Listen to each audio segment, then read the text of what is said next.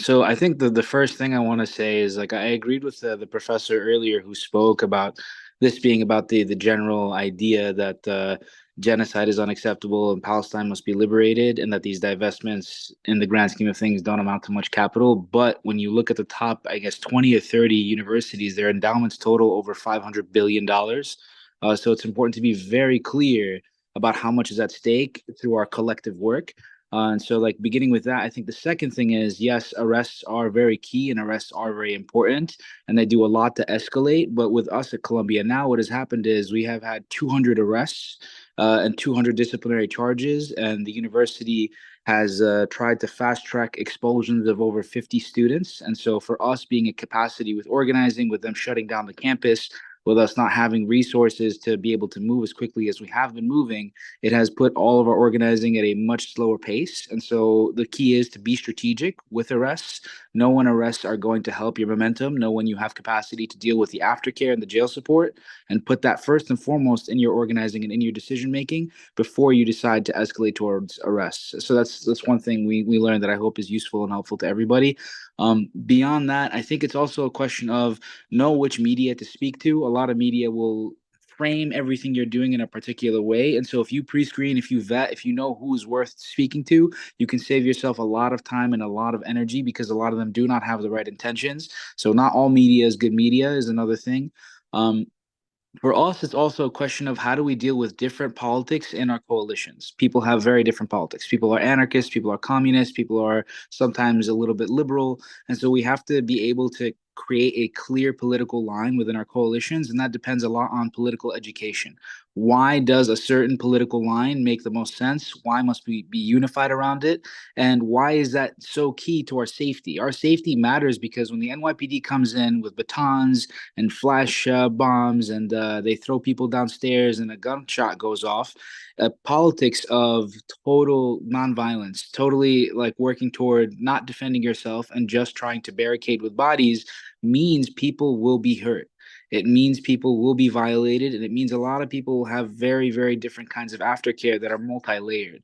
And so that's where us having clear politics is very important. If a cop comes in and he swipes a baton, you have to be able to at least somewhat defend yourself in the same way that we say Palestinians have a right to defend themselves. It's very tied, it's very connected because them laying a siege on the Columbia campus, they've basically made it where we cannot enter or exit the campus. They've limited it to students who live in the dorms. And so much of it has become very intense because the university wants to be a contradiction. And so that's where we benefit from this.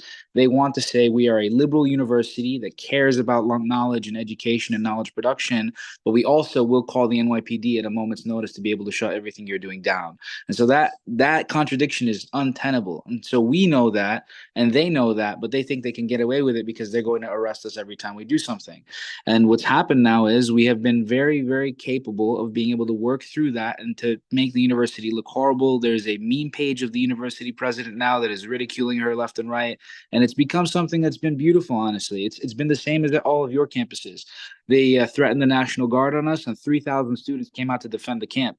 And it was like seeing an ocean of students just take over the entire campus, and we literally were able to stop them even trying to sweep. I think a lot of what happens again is tied to longevity. It's tied to how we take shifts and how we prioritize rest.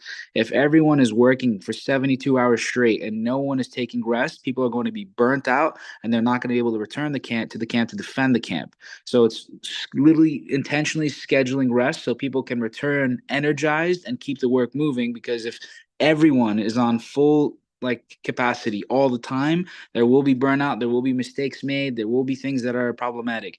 And I think the other thing I want to say is Palestine connects everything to everything. Palestine means that we are anti-racist. It means that we are anti-discrimination. It means that we believe in Black liberation and Indigenous liberation in this country. And when we are doing these camps here on this campus, we're creating small societies.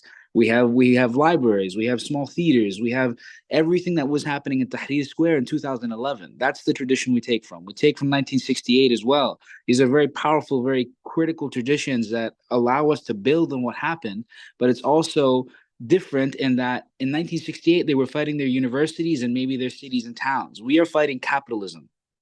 And that's what makes this all so much more difficult. We're dealing with a much bigger adversary that is unified across the board, whether they're Democrats or Republicans or just billionaires.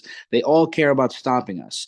And so much more is at stake. And anytime one campus succeeds, all the other campuses feel the wave. We are all connected, irrespective of what the media says. We are all connected spiritually. We're all connected politically. We're all connected in terms of what we think is possible and how we practice hope as a discipline, as Mariam Kaba said. Thank you.